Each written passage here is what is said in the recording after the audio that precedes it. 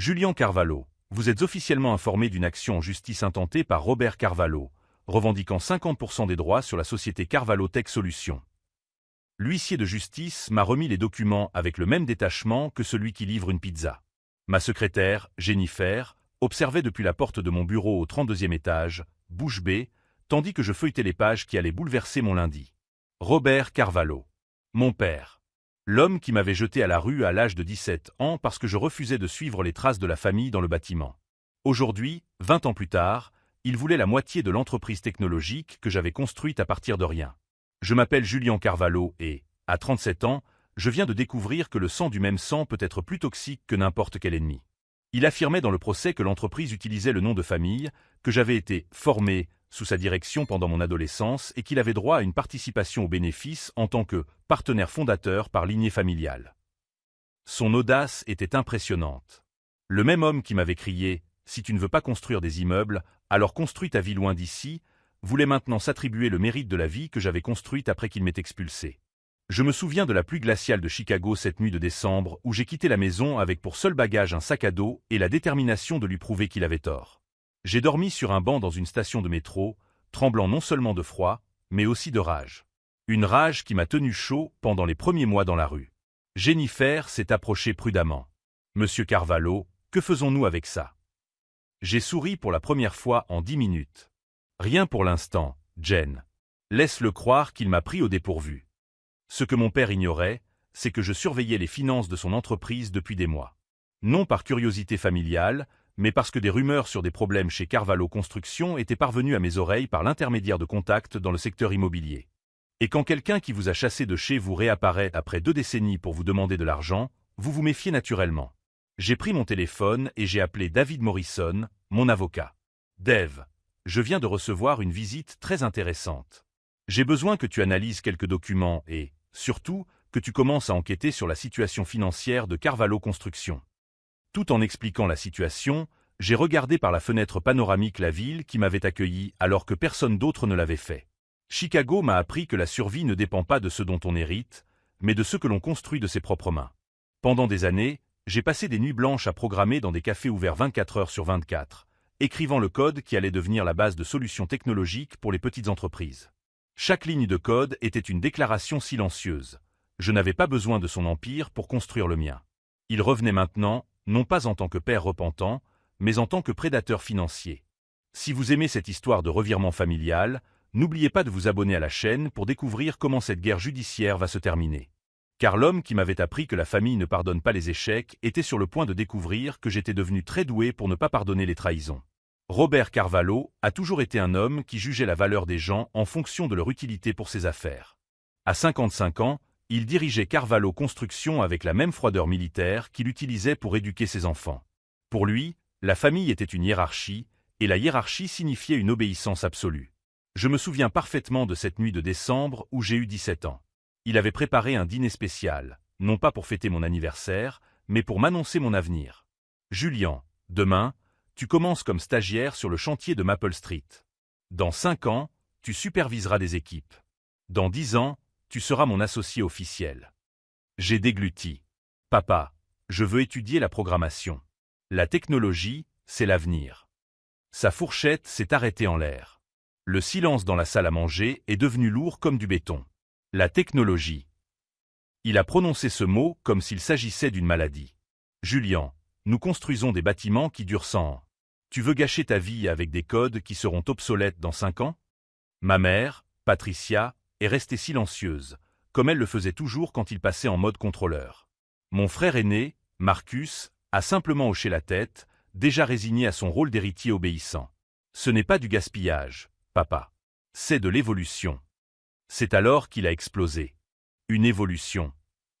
Il a frappé du poing sur la table, faisant sauter les assiettes. « Ton grand-père a construit cette entreprise de ses propres mains. Je l'ai transformée en ce qu'elle est aujourd'hui. Et tu veux tout jeter par caprice adolescent ?» J'ai essayé de lui expliquer l'intelligence artificielle, l'automatisation, comment le secteur de la construction devait se numériser pour survivre. Mais pour Robert Carvalho, tout ce qui n'impliquait pas de ciment et d'acier relevait de la fantaisie. « Si tu ne veux pas porter le nom de la famille avec fierté, alors ne le porte pas », sa voix était glaciale. « Prends tes affaires et quitte ma maison. » Quand tu changeras d'avis et reviendras me supplier de te donner une chance, je considérerai peut-être de te donner une seconde chance. » Je pensais qu'il bluffait. Que le lendemain, il frapperait à la porte de ma chambre avec du café et des excuses embarrassées. Mais quand je me suis réveillé, ma valise était devant la porte d'entrée avec un mot: « Les vrais hommes ne fuient pas leurs responsabilités. » Chicago m'a accueilli avec un vent glacial et des rues hostiles. Je dormais dans des refuges quand je trouvais une place, sur les bancs des gares quand je n'en trouvais pas. Je travaillais comme plongeur, livreur de repas, tout ce qui me rapportait quelques dollars de l'heure. Le soir, dans les bibliothèques publiques, j'étudiais la programmation sur de vieux ordinateurs, apprenant des langages qu'ils considéraient comme inutiles. Le premier hiver m'a presque brisé. Pas à cause de la faim ou du froid, mais à cause de la solitude. Voir des familles marcher ensemble dans la rue me rappelait ce que j'avais perdu. Ou plutôt, ce que j'avais choisi de perdre. Mais c'est précisément cette douleur qui m'a donné un but. Chaque ligne de code que j'écrivais était une déclaration d'indépendance. Chaque petit programme que je développais était la preuve qu'il avait tort. Quand j'ai enfin décroché mon premier emploi en tant que développeur junior, gagnant plus en un mois que ce qu'il m'offrait en 6 mois en tant que stagiaire, je lui ai envoyé une photo de mon premier bulletin de salaire. Il n'a jamais répondu. Les années ont passé. Je me suis bâti une solide réputation dans le domaine des solutions technologiques pour les petites entreprises. Lorsque j'ai lancé Carvalho Tech Solutions, j'ai conservé le nom de famille non par nostalgie, mais par obstination. Je voulais qu'un jour, il entende parler de l'entreprise et sache que je portais son nom par pure fierté personnelle et non familiale. L'ironie, c'est que mon succès venait justement de la résolution des problèmes auxquels étaient confrontées les entreprises traditionnelles comme la sienne. Système de gestion, optimisation des processus, automatisation des tâches répétitives. Tout ce qu'il appelait « fantaisie technologique » sauvait des entreprises comme la sienne. À 37 ans, je dirigeais une entreprise évaluée à 12 millions de dollars. Pendant ce temps, les rumeurs concernant Carvalho Construction n'étaient pas encourageantes. Contrats perdus, budget dépassé, employés mécontents des méthodes de gestion archaïques. David Morrison m'a rappelé 1 heure après avoir examiné les documents du dossier. « Julian, il n'essaie pas seulement de récupérer de l'argent. Il est désespéré. Son entreprise est en grande difficulté financière. » À quel point? Assez grave pour poursuivre en justice le fils qu'il a chassé de chez lui il y a 20 ans. Alors que je digérais cette information, mon téléphone portable a vibré.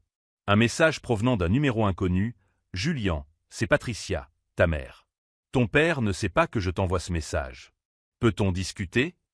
20 ans de silence, et maintenant elle voulait discuter. Juste au moment où Robert avait décidé de me poursuivre en justice pour une entreprise que j'avais créée sans l'aide financière de son père. Le timing n'était pas une coïncidence. Ça ne l'était jamais. J'ai rencontré Patricia Carvalho dans un café discret du centre-ville de Chicago, loin des cercles sociaux où elle et Robert avaient l'habitude de fréquenter. Elle est arrivée avec 15 minutes de retard, nerveuse, regardant par-dessus son épaule comme si elle était suivie. 20 ans s'étaient écoulés depuis la dernière fois que nous nous étions vus, et elle semblait avoir vieilli de 30 ans. « Julian, merci d'être venu. » Ses mains tremblaient légèrement tandis qu'elle remuait le sucre dans son café. Je ne savais pas comment te contacter. Ton père ne doit pas savoir que nous avons cette conversation. Pourquoi maintenant, maman? 20 ans de silence, et tu te manifestes juste au moment où il me poursuit en justice? Elle soupira profondément, comme si elle portait un poids qu'elle devait enfin partager. L'entreprise est en faillite, Julian. Elle n'a pas seulement des problèmes financiers. Elle est littéralement en faillite. Robert a perdu 3 contrats importants l'année dernière, 2 pour retard dans les travaux et 1 pour de graves problèmes structurels. Les avocats lui suggèrent de tout vendre. Mon expression resta neutre, mais intérieurement, je digérais chaque mot. Et qu'est-ce que cela a à voir avec moi? Il a vu ton entreprise se développer. Il a lu des articles sur toi dans des magazines économiques. Il a découvert que Carvalho Tech Solutions vaut plus en 1 an que notre entreprise en 5 ans. Elle marqua une pause douloureuse. Julian, il est désespéré. Et les hommes désespérés font des choses terribles. C'est alors qu'elle a sorti une enveloppe de son sac. Voici des copies de documents que j'ai trouvés dans son bureau à la maison. Des contrats avec des avocats spécialisés dans les litiges familiaux, des recherches sur l'héritage du nom de l'entreprise, et même des conversations avec un détective privé au sujet de votre vie personnelle. J'ai ouvert l'enveloppe. Ce que j'ai vu m'a véritablement choqué. Robert avait engagé un détective privé pour surveiller mes habitudes, mes relations, ma situation financière. Il y avait des photos de moi entrant et sortant du bureau, des rapports sur Jennifer, ma secrétaire, et même des informations sur mon appartement et ma voiture. Mon Dieu, Il me traque depuis des mois. Patricia acquiesça, les larmes aux yeux. Il y a plus, Julien. Il prévoit autre chose que le procès. Des discussions sur le sabotage de l'entreprise, des campagnes de diffamation, tout ce qui pourrait vous forcer à négocier. Il ne veut pas seulement de l'argent. Il veut vous détruire si vous refusez de partager l'entreprise. Je sentis une colère froide me monter dans le dos. C'était une chose de poursuivre en justice pour obtenir de l'argent par désespoir. C'en était une autre d'orchestrer une campagne de destruction personnelle contre son propre fils. Pourquoi me dis-tu cela? Après toutes ces années, pourquoi maintenant? Parce que j'étais mère avant d'être son épouse. Et parce que te voir grandir, réussir malgré tout ce que nous avons fait, m'a fait réaliser que j'avais choisi le mauvais camp cette nuit-là, en décembre. Sa voix s'est brisée. Julien, j'aurais dû te défendre. J'aurais dû quitter la maison avec toi. Mais j'ai choisi la sécurité financière plutôt que de faire ce qui était juste. Pour la première fois en 20 ans, j'ai vu un véritable regret dans ses yeux. Mais j'ai aussi vu de la peur. Il sait que tu es ici? Non. Et s'il le découvre, je ne sais pas de quoi il sera capable. Robert a changé ces dernières années. La pression financière, son orgueil blessé, il n'est plus l'homme que j'ai épousé. Nous avons fini notre café dans un silence tendu. Patricia m'a tendu une carte avec son numéro personnel. Si vous voulez parler, appelez-moi. Et Julien, soyez prudent. Il n'abandonnera pas facilement. Sur le chemin du retour au bureau, j'ai appelé David Morrison. Dave, j'ai besoin que vous fassiez 2 choses de toute urgence. Premièrement, je veux une ordonnance restrictive contre Robert Carvalho. Deuxièmement, je veux que tu engages le meilleur détective privé que tu connaisses. J'ai besoin de savoir exactement quelle est la situation réelle de Carvalho Construction. D'accord. Mais puis-je te demander ce qui a changé? Ce matin, tu voulais seulement revoir les documents. Ce matin, je pensais avoir affaire à un procès pour de l'argent. Maintenant, je sais que j'ai affaire à une guerre. 2 jours plus tard, David m'a appelé avec un rapport qui allait tout changer. Julien, tu dois venir ici. Tout de suite. Ce que nous avons découvert sur l'entreprise de ton père est inquiétant. Dans son bureau, une table entière était recouverte de documents, de photos et de graphiques financiers. Daniel Kim, le détective privé engagé par David, était assis à côté d'un ordinateur portable ouvert, l'air grave. « Monsieur Carvalho », a commencé Daniel, « Carvalho Construction est dans une situation bien pire que celle décrite par votre mère. Il ne s'agit pas de problème de trésorerie ou de contrat perdu. Il s'agit de fraude. » Il a pointé du doigt une série de documents. Votre père a falsifié les rapports de sécurité d'au moins 6 chantiers au cours des 2 dernières années. Il a utilisé des matériaux de qualité inférieure tout en facturant des matériaux haut de gamme. Et plus grave encore, il a détourné des fonds d'assurance de chantier pour couvrir des dettes personnelles. David a ajouté, « Julien, si ces informations parviennent aux autorités compétentes, Robert Carvalho ne perdra pas seulement son entreprise.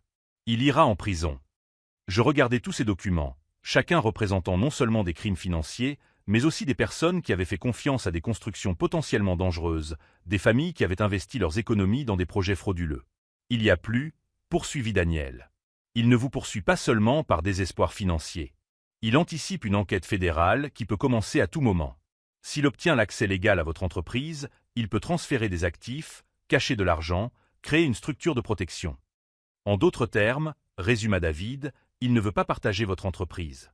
Il veut l'utiliser comme bouclier contre les conséquences de ses propres crimes. À ce moment-là, j'ai ressenti quelque chose que je n'avais pas éprouvé depuis cette nuit glaciale de décembre, 20 ans auparavant, une absolue clarté d'intention. Robert Carvalho n'était pas seulement un père absent ou un homme désespéré. C'était un criminel qui essayait d'entraîner mon nom et mon entreprise dans ses magouilles. Messieurs, dis-je calmement, changement de plan. Nous n'allons pas seulement nous défendre dans ce procès. Nous allons nous assurer que justice soit faite. David sourit. J'espérais que vous diriez cela. Daniel a déjà des contacts au FBI spécialisés dans les fraudes dans le domaine de la construction. En rentrant chez moi ce soir-là, une certitude m'envahit. Robert Carvalho m'avait chassé de chez moi parce que j'avais refusé de faire partie de son monde des affaires. Aujourd'hui, 20 ans plus tard, je me rends compte que j'avais pris la bonne décision pour des raisons que je n'aurais jamais imaginées à l'époque. Il voulait faire de moi le complice de crimes que je n'avais même pas encore commis. Et maintenant, en essayant de m'utiliser comme bouée de sauvetage, il m'avait donné exactement les outils nécessaires pour m'assurer qu'il subirait les conséquences de chacun de ses mauvais choix. La guerre avait commencé. Mais cette fois, je n'étais plus le garçon effrayé qui se faisait expulser de chez lui. J'étais l'homme qui avait bâti un empire à partir de rien, né qui découvrait maintenant qu'il avait le pouvoir de faire en sorte que la justice soit plus qu'un simple mot. La guerre contre Robert Carvalho exigeait le type de planification que j'avais appris en construisant des systèmes complexes à partir de rien. Pendant 2 semaines, mon bureau s'est transformé en un centre d'opérations silencieux. David Morrison avait mis sur pied une équipe discrète. Daniel Kim continuait ses investigations, désormais accompagné de Sarah Chen, une experte en documents financiers, et de Marcus Rodriguez, un ancien agent du FBI spécialisé dans les crimes liés à la construction. Julian, ce que nous avons découvert va au-delà de la fraude, m'a expliqué Marcus lors de notre réunion matinale. Votre père exploite ce que nous appelons un système pyramidal de contrats. Il prend des acomptes à de nouveaux clients pour payer les dettes d'anciens projets, en promettant toujours des livraisons qu'il sait ne pas pouvoir honorer. Sarah a ajouté, en montrant les graphiques éparpillés sur la table, et il y a quelque chose de plus inquiétant. Nous avons identifié au moins 12 familles qui ont perdu toutes leurs économies en se fiant à la réputation de Carvalho Construction. L'une d'entre elles, les Morrison, qui n'ont aucun lien de parenté avec David, a investi 200 000 $ dans la construction d'un centre communautaire qui n'a jamais vu le jour. J'ai senti mon estomac se nouer. Il ne s'agissait pas seulement de crimes financiers abstraits. Il s'agissait de vraies familles, de projets de vie détruits par la cupidité effrénée d'un homme que j'avais un jour appelé papa. Il y a plus, a poursuivi Daniel, l'air grave. Nous avons découvert qu'il accélère la procédure contre vous non seulement par désespoir, mais aussi parce qu'il a reçu un ultimatum. Il a des créanciers privés, des gens dangereux, qui perdent patience. S'il n'obtient pas l'accès à vos actifs dans les 45 jours, ils prendront des mesures plus directes. David se pencha en avant. Julian, cela change complètement la donne. Nous n'avons plus seulement affaire à un procès civil manipulateur. Nous avons affaire à quelqu'un qui pourrait recourir à des méthodes illégales pour vous forcer à capituler. C'est alors que j'ai pris la décision qui allait tout changer. Carvalho, changement de stratégie. Nous n'allons pas seulement exposer ses crimes aux autorités. Nous allons lui donner exactement ce qu'il pense vouloir, l'accès à mon entreprise. Mais selon nos conditions. Marcus a haussé un sourcil. Que proposes-tu? Je vais lui proposer un accord. 25% de Carvalho Tech Solutions en échange de l'abandon du procès et de toute réclamation future. J'ai fait une pause pour laisser la proposition faire son effet. Bien sûr, il ne sait pas que nos experts comptables ont déjà retracé chaque centime qu'il a détourné. Ni que le FBI prépare une opération coordonnée. Lorsqu'il signera cet accord, il admettra avoir participé à un blanchiment d'argent. Sarah sourit. C'est là le plus génial. S'il refuse l'accord, nous prouverons qu'il n'a jamais eu de véritable intérêt pour la réconciliation familiale. S'il l'accepte, il s'incrimine automatiquement. Au cours des jours suivants, nous avons mis en œuvre chaque étape du plan avec une précision chirurgicale. Marcus a pris officiellement contact avec le département des crimes financiers du FBI. Ils enquêtaient déjà sur des irrégularités dans le secteur de la construction à Chicago et se sont montrés très intéressés par nos preuves. Pendant ce temps, j'ai commencé à semer les graines de la proposition par l'intermédiaire de Patricia. Lors de notre deuxième conversation téléphonique, j'ai mentionné avec désinvolture que j'y envisageais un accord pour éviter une longue bataille judiciaire. Je savais qu'elle transmettrait directement cette information à Robert. Sa réaction a été exactement celle que j'avais prévue. 48 heures plus tard, son avocat, Michael Stone, appelait David pour lui proposer une médiation à l'amiable en vue d'un règlement familial. Il a mordu à l'hameçon, m'a informé David. Stone veut organiser une réunion pour discuter des termes de l'accord. Apparemment, Robert est très optimiste quant à une réconciliation qui profiterait aux deux parties. Alors que nous organisions la réunion de médiation, Daniel a découvert quelque chose qui a transformé notre stratégie défensive en offensive. Julian, tu dois voir ça. Nous avons trouvé des traces d'une société écran créée par Robert dans le Delaware, RC Holdings LLC. Tous les transferts suspects passent par là avant d'être distribués vers des comptes personnels. Sarah a ajouté, et ce n'est pas tout. Il utilise cette société pour acheter des biens immobiliers au nom de tiers, probablement pour tenter de dissimuler des actifs avant l'enquête fédérale. En gros, il commet de nouveaux crimes tout en essayant de se protéger des anciens. Parfait, ai-je répondu, avec une satisfaction glaciale. Plus il essaie de se protéger, plus il nous fournit de preuves. La confirmation que nous étions sur la bonne voie est venue d'une source inattendue. Jennifer, ma secrétaire, m'a informé que quelqu'un avait tenté de pirater notre système comptable pendant le week-end. Notre sécurité numérique a facilement repoussé l'attaque, mais l'adresse IP tracée a conduit à un cybercafé situé à 6 pâtés de maison du bureau de Robert. Il panique, ai-je fait remarquer à David. D'abord, il essaie de me poursuivre en justice, puis il tente de voler des informations financières. Cet homme a complètement perdu son sang-froid. C'est alors que Patricia m'a rappelé, cette fois-ci visiblement bouleversée. Julian, je dois te dire quelque chose. Robert a engagé un détective privé pour te suivre. Et pas seulement te suivre. Il cherche des moyens de vous pousser à être plus raisonnable. Quel genre de pression? Sa voix tremblait. Je ne sais pas exactement, mais j'ai entendu des conversations au sujet de votre secrétaire, de votre lieu de résidence, de vos habitudes. Julian, il n'est pas seulement désespéré financièrement. Il est instable. J'ai raccroché et j'ai immédiatement appelé Marcus. Nous devons accélérer le calendrier. S'il envisage de recourir à l'intimidation physique, nous ne pouvons pas lui laisser le temps de mettre son plan à exécution. Marcus a acquiescé. Je vais appeler mes contacts au FBI tout de suite. Avec les preuves que nous avons déjà, nous pouvons justifier une enquête officielle immédiate. Ce soir-là, en relisant chaque document une fois de plus, j'ai ressenti quelque chose que je n'avais pas éprouvé depuis l'époque où, adolescent, je programmais jusqu'à l'aube, la pure adrénaline de la création. Mais cette fois, je ne construisais pas de logiciel. Je construisais la justice. Le plan était élégant dans sa simplicité. Robert tomberait dans un piège créé par sa propre cupidité et son désespoir. Chaque geste qu'il faisait pour se protéger ne faisait que consolider nos preuves. Chaque tentative pour m'intimider renforçait le dossier fédéral contre lui. Et le plus ironique dans tout cela, il m'avait poursuivi en justice en prétendant que je devais partager le succès que j'avais construit sans lui. Maintenant, il allait partager les conséquences des crimes qu'il avait commis sans moi. La réunion de médiation était prévue pour jeudi. Si vous voulez découvrir comment un fils rejeté a réussi à transformer un procès en un piège parfait, n'oubliez pas de vous abonner à la chaîne. Car lorsque Robert Carvalho entrera dans cette salle de conférence en pensant qu'il va enfin avoir accès à mon argent, il ne saura pas qu'il est en train de signer son propre arrêt de mort. Ce qu'il ne savait pas non plus, c'est que Patricia avait accepté d'enregistrer notre dernière conversation téléphonique. Et que Marcus avait déjà placé des agents fédéraux stratégiquement autour du bâtiment où la réunion allait se dérouler. La différence entre créer une entreprise et créer un piège, c'est que dans une entreprise, vous voulez que tout le monde soit gagnant. Dans un piège, vous devez être absolument certain qu'une seule personne s'en sortira indemne. Et après 20 ans passés à apprendre à créer des systèmes infaillibles, j'avais mis au point le système le plus parfait qui soit. La salle de conférence, située au 35e étage de l'immeuble, avait été choisie stratégiquement. De grandes baies vitrées offraient une vue spectaculaire sur Chicago, mais permettaient également à toute personne à l'extérieur de voir clairement ce qui se passait à l'intérieur. David avait suggéré cette transparence symbolique. S'il doit tomber, que ce soit là où tout le monde peut en être témoin.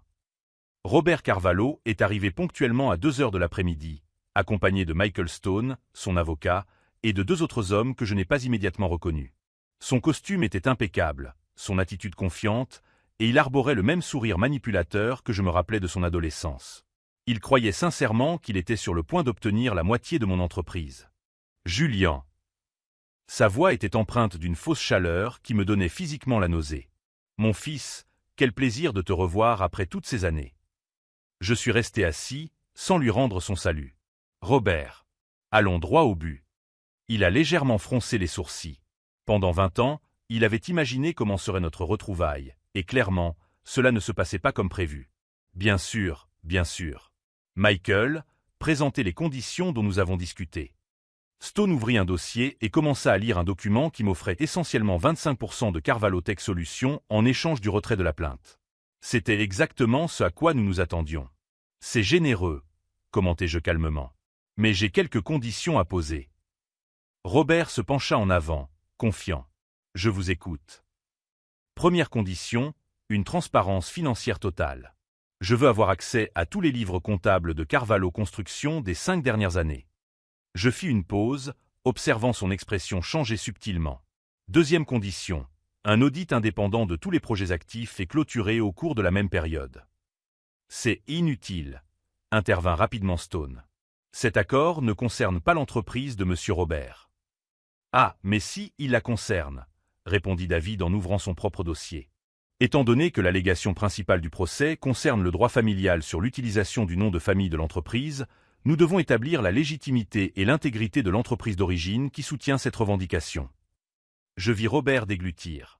Pour la première fois, une ombre de doute passa sur son visage. Troisième condition, poursuivis-je, Je veux que vous expliquiez personnellement à mon conseil d'administration pourquoi vous méritez une participation dans une entreprise qui a été créée après que vous m'ayez expulsé de chez moi. » Silence absolu. Les deux hommes qui accompagnaient Robert se regardèrent nerveusement. C'est alors que je compris qu'ils étaient des créanciers. Des hommes qu'il avait amenés pour témoigner de sa victoire financière. « Julian, nous n'avons pas besoin de revivre le passé, » dit-il en essayant de garder son sang-froid. « Nous sommes une famille. Les familles pardonnent et vont de l'avant. » La famille. Ma voix resta calme, mais je sentais le froid dans mes mots. « Tu te souviens de la dernière chose que tu m'as dite quand tu m'as chassé? Les vrais hommes ne fuient pas leurs responsabilités. » Une philosophie intéressante, compte tenu de ce que j'ai découvert sur tes responsabilités professionnelles. C'est alors que David a allumé le projecteur. La première image montrait la façade de Carvalho Construction. La deuxième montrait un rapport d'audit avec des chiffres en rouge. « Messieurs, » a déclaré David en s'adressant à tout le monde dans la pièce, « j'aimerais vous présenter les preuves que nous avons recueillies sur l'entreprise qui revendique des droits sur Carvalho Tech Solutions. » Robert s'est levé brusquement. « De quoi parlez-vous? Il s'agit d'une réunion de médiation familiale. »« Asseyez-vous, papa. » Ma voix trancha l'air comme une lame. C'était la première fois que j'utilisais ce mot en 20 ans, et il était chargé de tout le venin accumulé. « Vous êtes venu ici pour prétendre être un homme de famille. Vous allez maintenant entendre parler du genre d'homme que vous êtes vraiment. » La série de diapositives suivantes montrait des contrats falsifiés, des rapports de sécurité trafiqués, des détournements de fonds. Chaque document était accompagné de dates, de montants, de noms de familles lésées.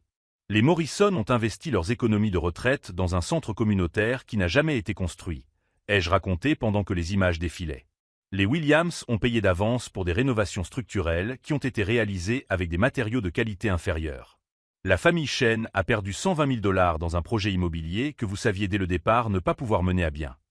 Stone a tenté de l'interrompre, ces allégations sont documentées par le FBI, a déclaré Marcus Rodriguez, qui venait d'entrer dans la pièce à ce moment précis. Il a montré son badge. Agent spécial Rodriguez, crime financier. Monsieur Robert Carvalho, vous faites l'objet d'une enquête fédérale pour fraude, blanchiment d'argent et violation des codes de construction. Le visage de Robert pâlit complètement. Il regarda les créanciers, qui s'éloignaient désormais de lui comme s'il était radioactif. « C'est un malentendu, » balbutia-t-il. « Julian, tu ne peux pas être derrière tout ça.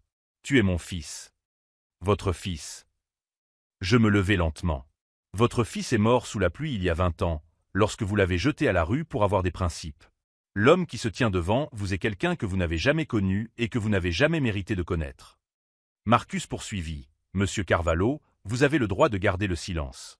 Tout ce que vous direz pourra et sera utilisé contre vous devant le tribunal. »« Attendez, attendez. » Robert se tourna vers moi, désespéré. « Julian, nous pouvons régler cela. Je suis votre père.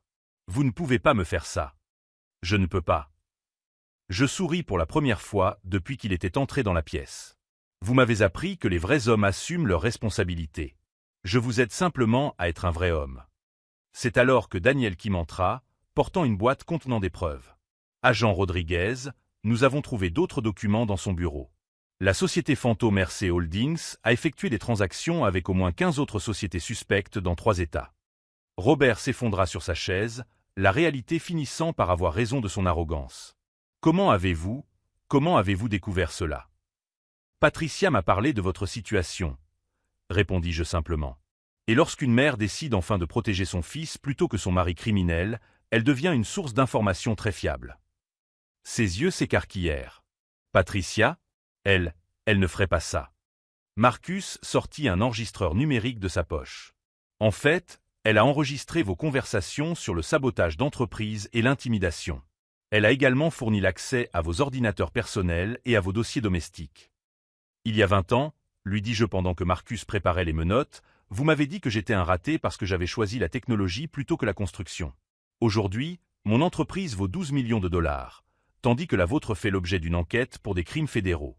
Qui est le raté maintenant? » Stone tenta un dernier coup juridique. « Vous ne pouvez pas utiliser des preuves obtenues illégalement. Toutes ont été obtenues avec des mandats fédéraux, » répondit David en montrant une pile de documents. « Et avec la coopération volontaire de Patricia Carvalho, qui a finalement décidé de faire ce qu'il fallait. » Robert a été menotté en silence. Alors que Marcus le conduisait dehors, il m'a regardé une dernière fois. « Julian, je suis ton père. »« Non, » ai-je répondu fermement. « Vous n'êtes qu'un criminel qui partage par hasard mon ADN. La différence, c'est que j'ai choisi d'être meilleur que mes gènes. » Après leur départ, je suis resté seul dans la salle de conférence pendant quelques minutes. Par la baie vitrée, je pouvais voir la ville qui m'avait accueilli quand il m'avait rejeté, qui m'avait appris à survivre quand il m'avait abandonné, qui m'avait donné l'opportunité de construire quelque chose d'important quand il avait dit que j'échouerais. Jennifer est apparue à la porte. « Monsieur Carvalho, la presse est en bas. Ils veulent une déclaration sur l'arrestation. Dites-leur que Carvalho Tech Solutions ne fait aucun commentaire sur les enquêtes criminelles impliquant des tiers. » ai-je répondu. « Et Jennifer ? » Organiser une réunion avec notre équipe des relations publiques. Nous voulons nous assurer que notre entreprise ne soit jamais confondue avec des activités douteuses. Ce soir-là, en regardant les informations locales rapporter l'arrestation de Robert Carvalho pour plusieurs chefs d'accusation fédéraux, j'ai ressenti quelque chose que je n'avais pas éprouvé depuis mon adolescence. Une paix totale. Pas une satisfaction vindicative ou un triomphe cruel. Juste la profonde tranquillité d'esprit de savoir que justice avait été faite.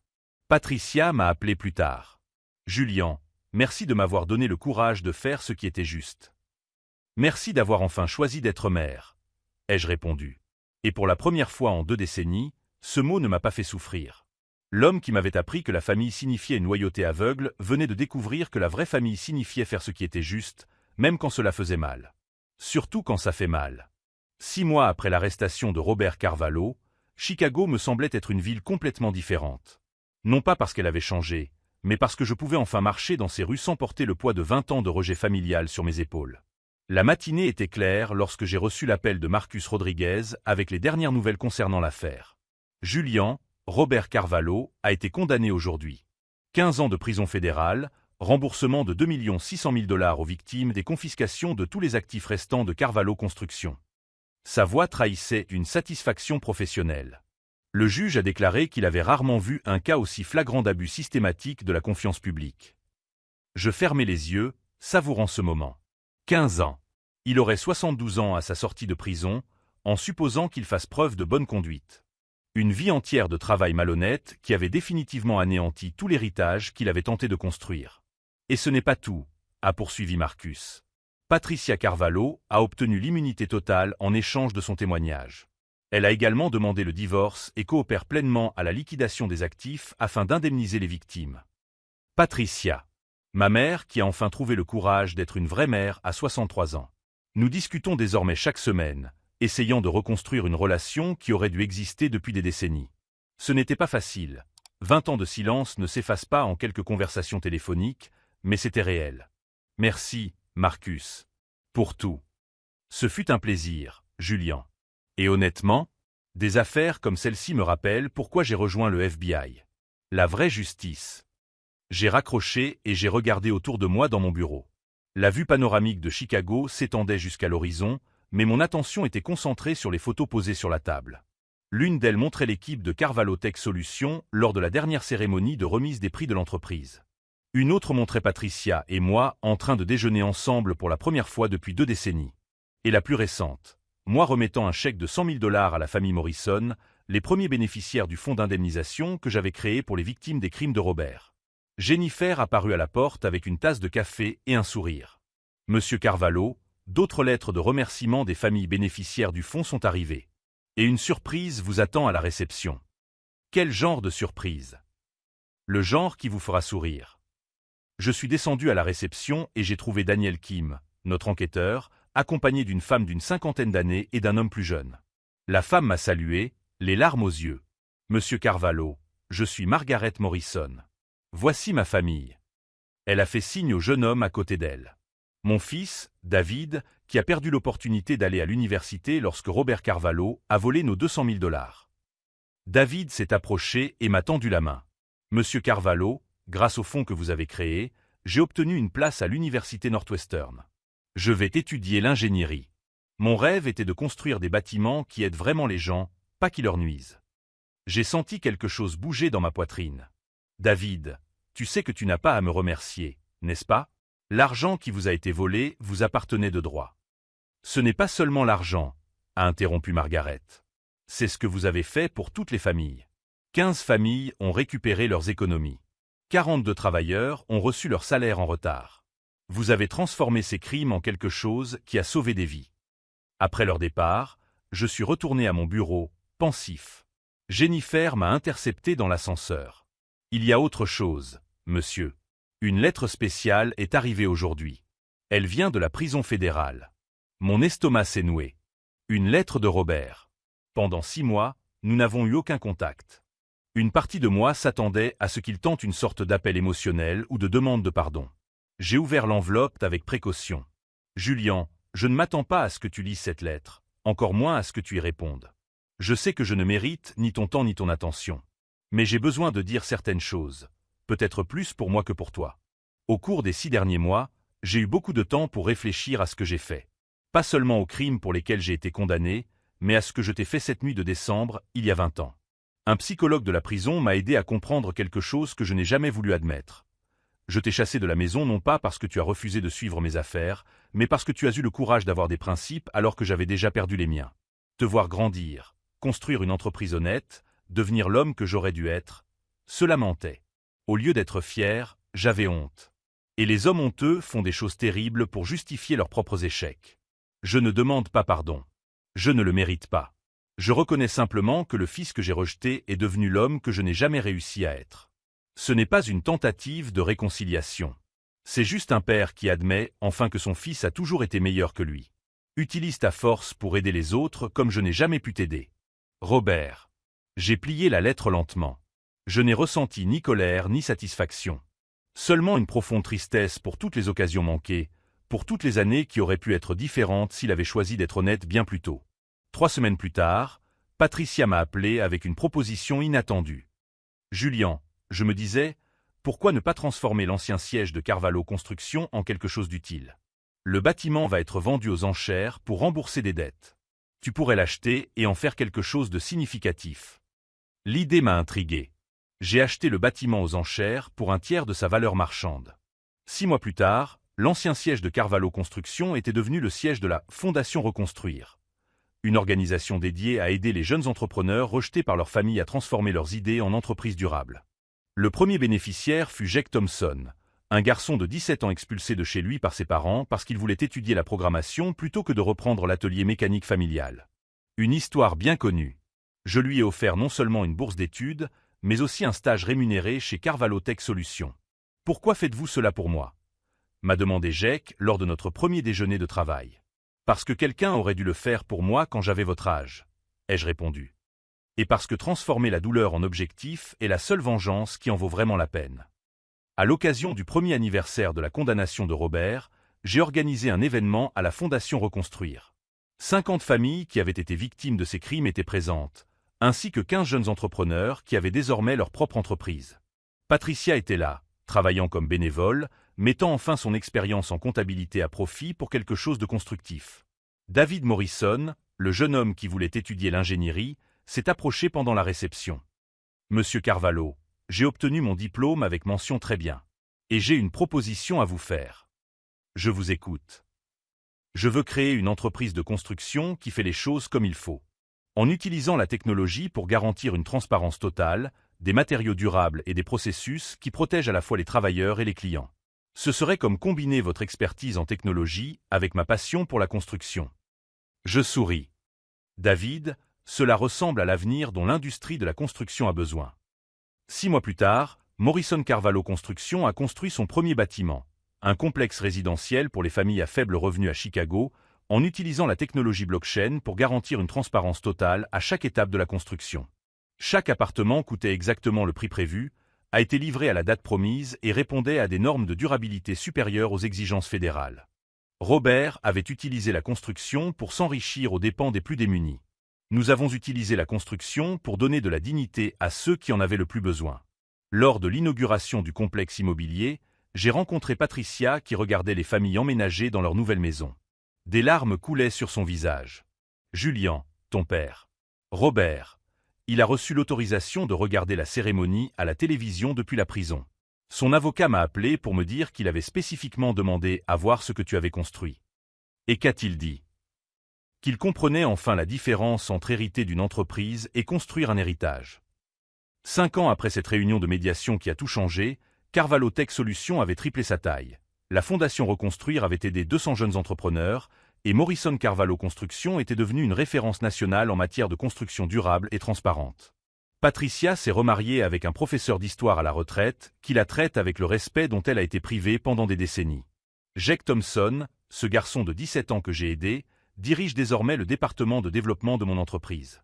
Et David Morrison, il vient de signer un contrat pour construire 1000 logements à Détroit en utilisant notre modèle de transparence totale. Quant à Robert, il purge sa peine en travaillant à la bibliothèque de la prison, où il apprend à lire aux autres détenus. Selon Patricia, il a trouvé quelque chose qu'il n'avait jamais eu lorsqu'il était libre. La paix de l'esprit grâce à un service sincère rendu aux autres. Je ne lui ai pas pardonné.